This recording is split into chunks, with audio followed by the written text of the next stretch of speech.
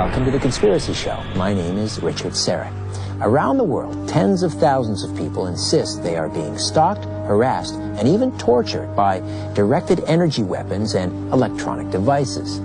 But are these otherwise ordinary men and women the victims of some mind control experiment, or are they simply losing their minds? Tonight, we'll hear from two alleged victims of electronic harassment who'll present their best evidence. And we'll also speak with a skeptic who insists these individuals, while well-meaning and sincere, are misguided and that no such mind control experiment exists. Our mission is to investigate these claims and follow the truth, wherever it may lead. It's time to redefine reality. Genetic enigma or a human alien hybrid. That's how cynical I am now about the process. Mainstream media, technology can alter weather patterns created by the make it. Has been engineered by the Illuminati. There's no doubt. Marcia Lee is with us here on The Conspiracy Show. Marcia, tell us about yourself. I live in New York City. I've had this apartment for almost 30 years, and I'm a victim of electronic harassment.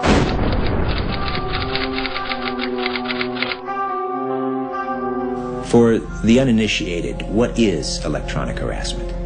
Electronic harassment takes several different forms. And in my case, there was a couple who were both deceased in this building under horrific circumstances.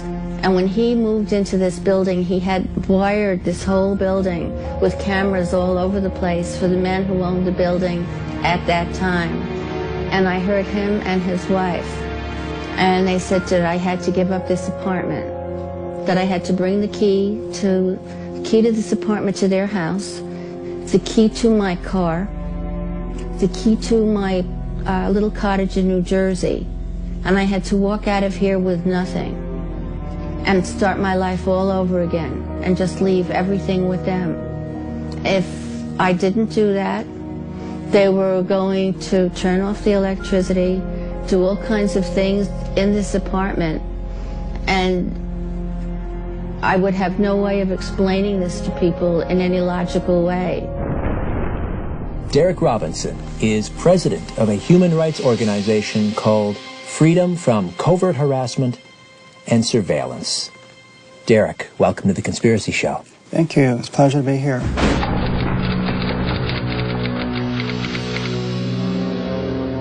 What is electronic harassment? Electronic harassment refers to victimization by a variety of technologies, surveillance technologies as well as mind control technologies that are being used today covertly. Tell me about your organization, FFCHS, Freedom from Covert Harassment and Surveillance.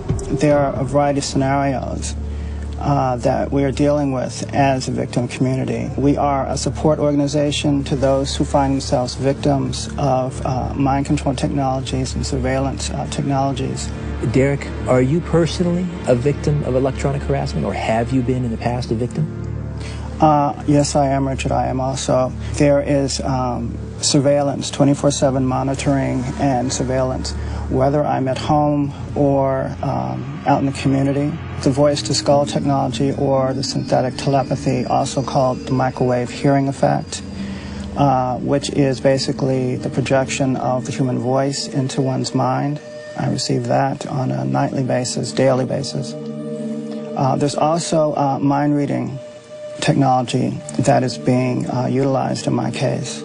There's also other types of technologies that assault the human mind and body in a variety of ways that cause any number of effects, from pain induction, nausea, dizziness, headaches, irritation, a number of assaults to the nervous system, irregular heartbeats. Sometimes it's sped up quite quickly, dramatically, or sometimes it slows to a crawl, it almost stops. And there are many instances where people have to be rushed to the emergency room because of these physical effects. Isolation is one of the main protocols. And once that individual is isolated, they are often harassed further to the point of what we see as sometimes suicidal, even homicide.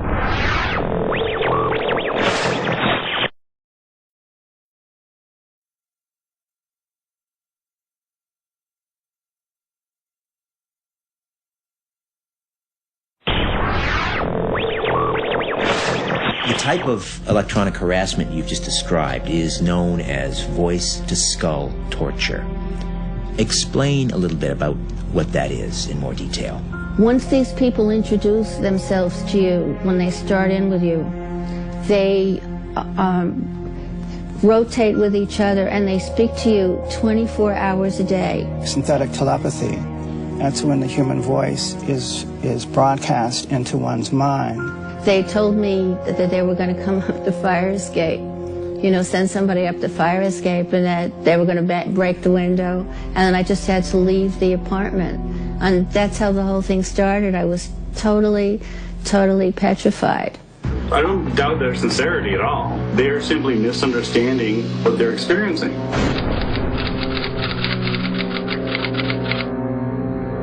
The problem is that there's no logical connection between a person's sincerity and their believability and the validity of their claims.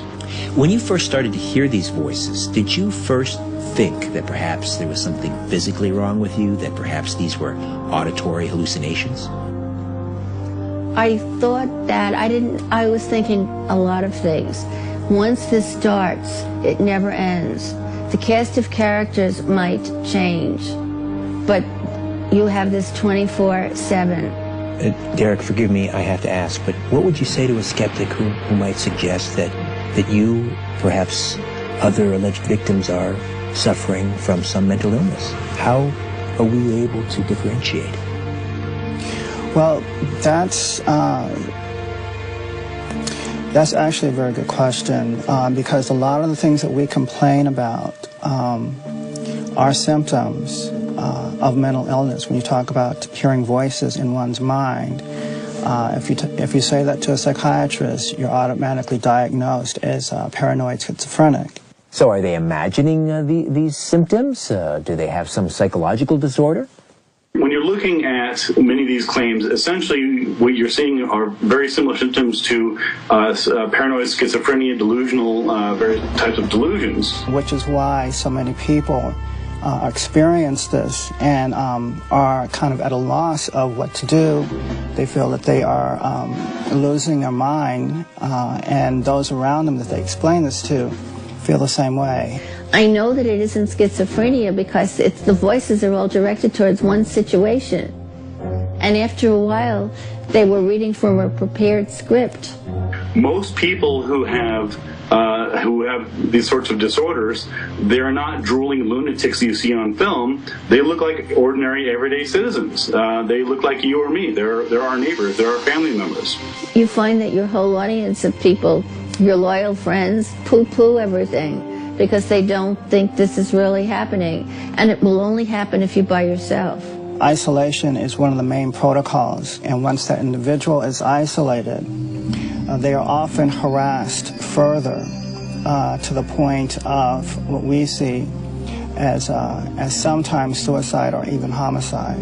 And that's when people commit suicide or try to get help for a condition that most people don't understand. And what happens is they end up getting sedated and treated for a medical condition, which becomes a mental condition. And it's actually just a form of harassment. At the same time, the harassers are laughing at the whole thing. The problem is that they're not providing evidence that we would need to verify their stories. They're just sort of saying, I have these symptoms, and I think that this is happening to me. And when you ask them, why do you think this is happening? Well, I don't know, or it's some conspiracy, or I'm just a victim, or they come up with some answer, but it's never a thing that brings a solution. What's the purpose of this? Are they trying to drive you crazy? Yes. It's after a while you start thinking, this can't be a coincidence. This is so bizarre that wherever I'm going, this other person is going. David Lawson, who is an investigator who actually went